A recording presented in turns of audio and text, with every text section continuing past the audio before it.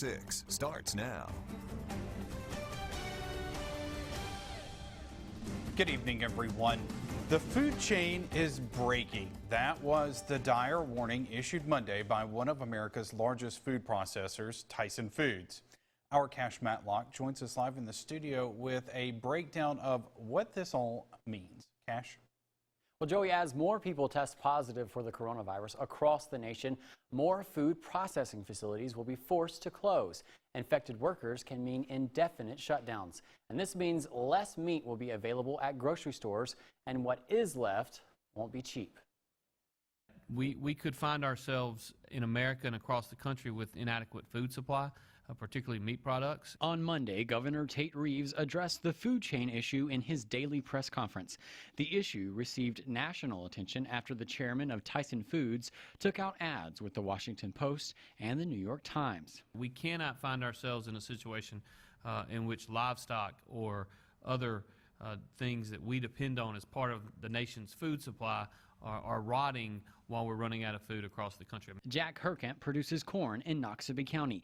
100% of his crop is sold as livestock feed, primarily for chickens. When a chicken plant shuts down, Herkamp has no place to sell his feed. If you stay shut down, then that starts backing up feeding, and feeding is what we do. We're raising the corn that goes to the feed.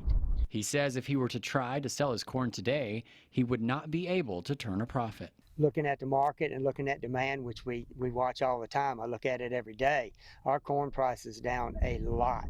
So far, processing plants in Noxubee County are open. Here at Pico Foods in Brooksville, it's business as usual. Employees tell WCBI that another female employee tested positive for COVID-19 on Sunday. The plant remains open today. Now, insiders say that the factory is cleaned every single night to ensure the safety of all employees. We've reached out to the Brooksville plant as well as the Pico Foods headquarters for a comment, and they have yet to get back to us. Dr. Thomas Hobbs with the Mississippi Department of Health says most of the food processing plants within the state are cooperating with proper health regulations. They have been very receptive to recommendations for making things safe and have actually been extremely innovative in some of the things that they've done, especially around making sure that their employees are wearing PPE or have other environmental things built in that would minimize transmission. Well, that quote was from a Dr. Thomas Hobbs, or Dobbs rather. Now, Herkamp says that he's holding out hope for his November corn crops, and he hopes that by then the price of corn will be above profit margin.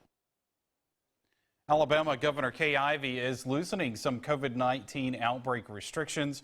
Retail stores and beaches will be able to open on April 30th, of course, with restrictions. Medical procedures will be allowed to resume once the current stay-at-home order expires. Social distancing will still have to be followed, and groups of 10 are not allowed. Hair salons, gyms, and on-site dining will continue to be closed through May 15th. Alabama business owners are preparing for Friday's Safer at Home order. Shops in downtown Vernon have been closed for about 2 months.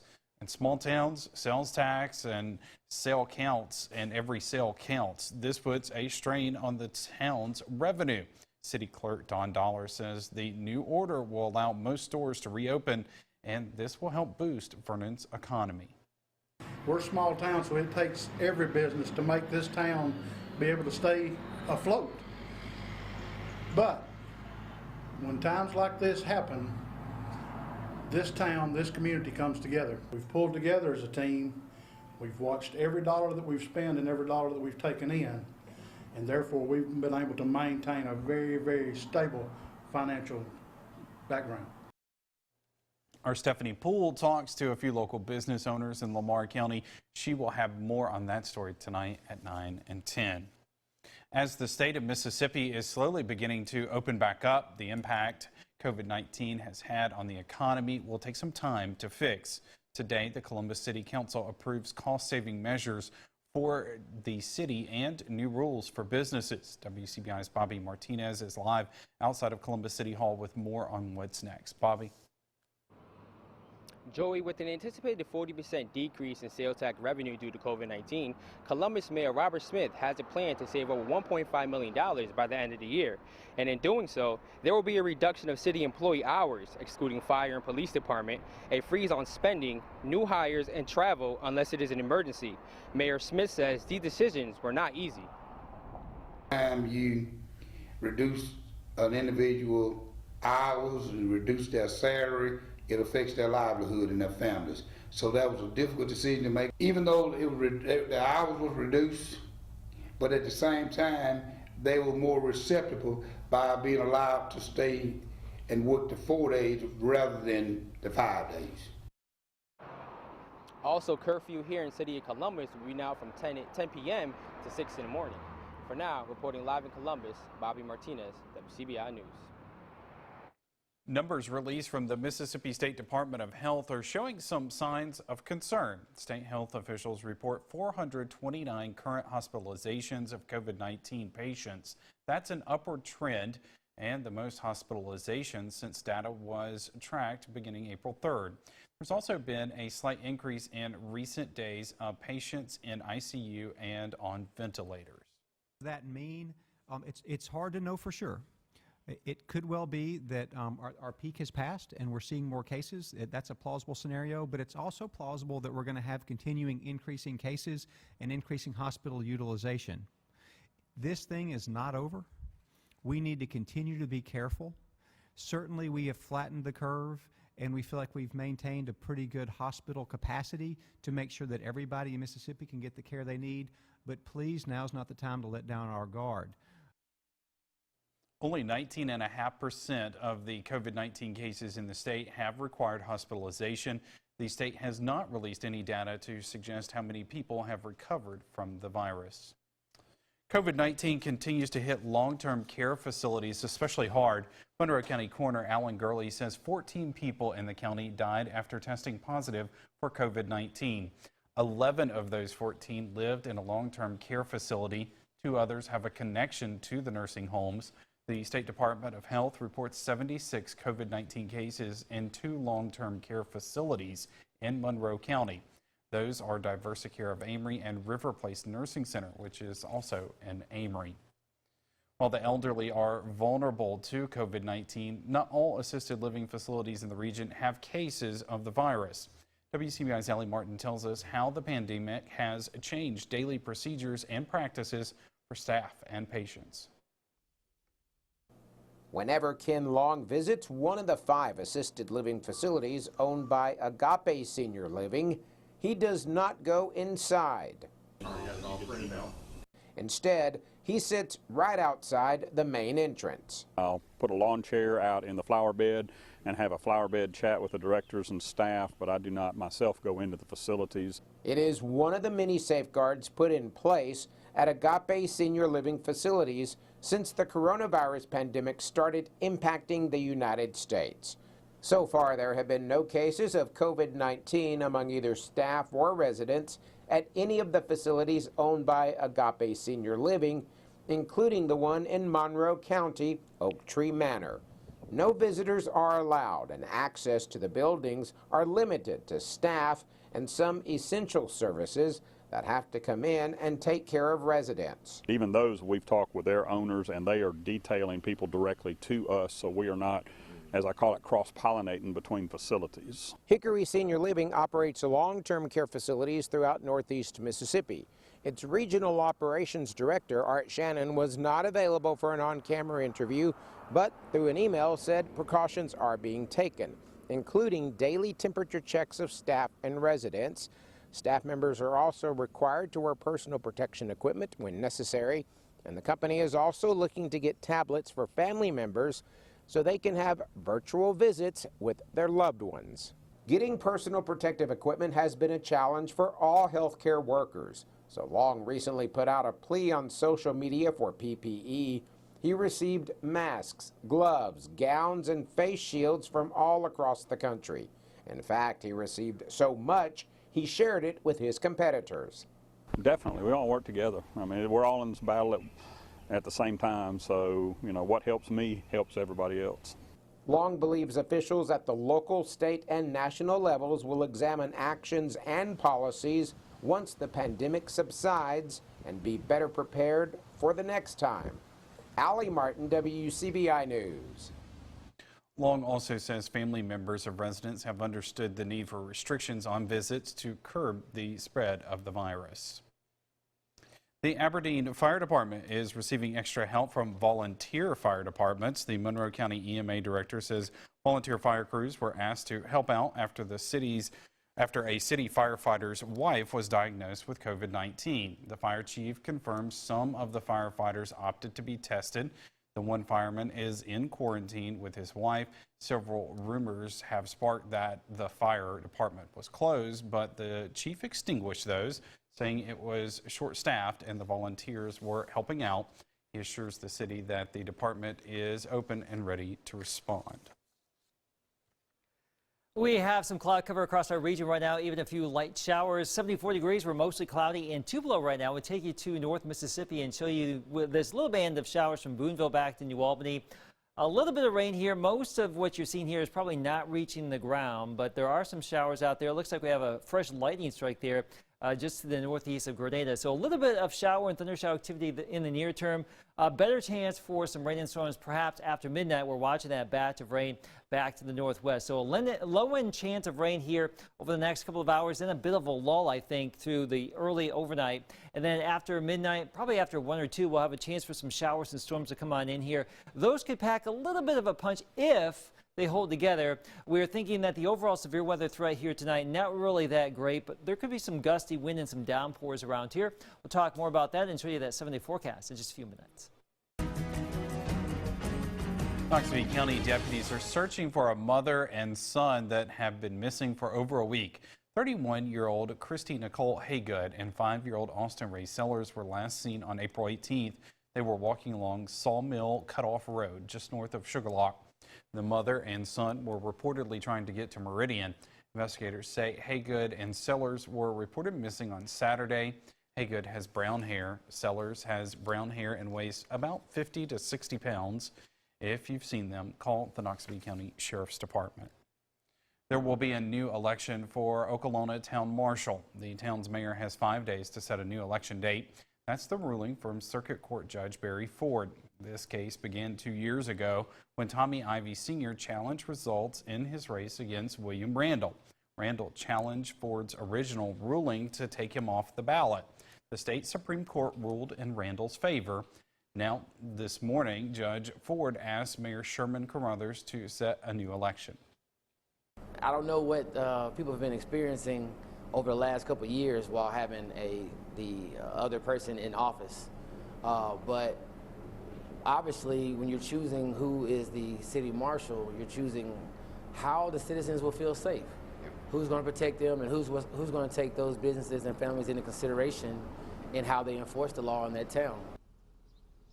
Calls to Ivy's attorney, Gary Goodwin, were not returned. First a fire, then a pandemic. We talked with a local restaurant owner about what he's been dealing with and these setbacks and his plan for the comeback. Welcome back, everyone. It's been a tough few months for small business owners everywhere because of the coronavirus, but for Doug Pelham, owner of Zachary's Restaurant Columbus, been a nightmare. Today marks 1 year since a kitchen fire gutted the restaurant. It took construction crews 4 months to put things back together. Pelham says things were finally getting back on track, and then everything was going great until the coronavirus hit. We're ready to get back open now as soon as the state lets us do that. But it was very devastating. The fire set us back, and the rebuild, we learned a lot about our community. We learned a lot about our employees, how great they are, how great the community is, and we're going to learn the same thing when we reopen from the coronavirus. Now, Zachary's will reopen Tuesday, May the 5th. For takeout, employees will use the patio windows to serve food. They will be required to wear masks and gloves at all times. Employees will also be screened before their shifts.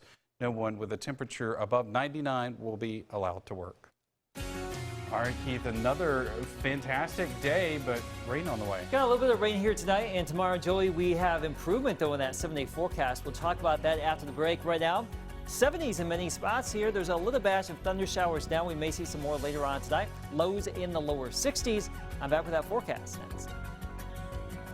Alert AccuWeather forecast with Chief Meteorologist Keith Gibson. We've been watching tonight's storms for the last couple of days in the weather models, and we still suspect that the overall situation is going to be pretty tame in our area. The best chance for any severe weather would be after midnight in the form of some gusty wind. Everything else in the fairly low category. Just have that WCBI News app on your device in case we happen to get a warning later on tonight. In the near term, we're looking pretty good in the Columbus area. This is our time lapse from earlier this afternoon. Some clouds moving on through. We've had a few showers around. Now we've actually had this little isolated thunder shower pop up just to the northwest of Calhoun City. Some brief downpours. We had a little bit of lightning with that not too long ago, but this is really the exception to the general rule that is lifting to the northeast. So from Bruce to Pontotoc to New Albany, perhaps a little bit of rain here this evening. Most of us will not see it. And then after midnight, we'll just wait and see what happens with this big line of storms. It stretches from Chicago, folks, all the way down to Oklahoma City. And what's fascinating from a satellite perspective is you can just see how explosive this activity is. This big blob of orange and yellows, very tall thunderstorm clouds with those storms butting on up out there. Now, for us, Futurecast doing a great job picking up on this isolated activity this evening. A lot of that goes away. By midnight, we're pretty quiet here, temperatures in the 60s. After midnight, probably by 1, 2, or 3 o'clock in the morning, whatever is left from that big line of storms will slip on into our region. Temperatures still in the 60s. There could be some gusty wind in this. We don't think there's going to be a lot of widespread issues here, but things can change. But the wind threat, if we do see it, that would be the main concern here tonight. As we get into tomorrow morning after sunrise, the worst of the weather is done. We have some clouds, some showers around probably. And then as we go throughout the course of the day, Wednesday, we'll gradually see more and more sunshine. Temperatures back into the low 70s in the afternoon, but that sun could help to destabilize things a little bit. We may see some additional showers or thunder showers during the day. So can't rule out a little bit of rain here for our Wednesday. For Thursday, sunny and breezy. I should also mention tomorrow will be breezy too, but we stay breezy Thursday. Sunshine returns. Picture perfect Friday, 77. There's that warm and sunny weekend, just like summer as we start May. And the 80s hang around next week with some additional rain chances. Joey? All right, thanks, Keith. Ole Miss brings College World Series experience back to Oxford. Meet the newest head coach of the Rebels softball next in sports. Ole Miss softball hoping it made the right choice to get back on track towards another Women's College World Series appearance. The Rebels introducing its newest head coach via Zoom. Former Minnesota head coach Jamie Traschel takes over Rebels softball. Ole Miss softball has had a rough 6-month stretch since former head coach Mike Smith resigned. Traschel says her goal from the get-go will be to get the program back on the same page. What I'm looking forward to is, coming down there, putting a great staff together and uniting everybody and getting everybody back on the same page, getting it simple again, which is being excited about being a student athlete, being passionate about what you do and uniting everybody and with our goals and the mindset that we're going to have and the work ethic that we'll have to go and attack and accomplish our goals. I think that our young ladies have been through a lot. And, I don't want to divulge too much of, or really anything that was said in the initial meeting with Coach, with the team. But you could tell there was a sense of, hey, we're ready to move forward. We're ready to have some stability. Athletic Director Keith Carter also says there are no current plans to move the college football opener for the Rebels against Baylor away from Houston, Texas. And Ole Miss is using July 1st as a target to bring student athletes back to campus. Good news for Ole Miss men's basketball. Rising senior guard Devontae Shuler announcing on his social media accounts he will be returning to Kermit Davis's team next year. Shuler averaged around 12 points per game, including 5 rebounds and 3 assists this past season. A big get for the Rebels as Shuler will handle much of the load without Breein Tyree next season. Choctaw County Baseball has hired its new man to take over its program. Heritage Academy baseball coach Justin Flake has accepted the same position with Choctaw County. Flake was with Heritage Academy for 3 seasons, leading the Patriots to a state championship win in 2019. Speaking of Heritage Academy, senior Lizzie Howard signs with MUW to continue her soccer career. The Patriots midfielder has been playing varsity since the 8th grade. She earned first team All-Division honors twice, as well as All-State honors as well.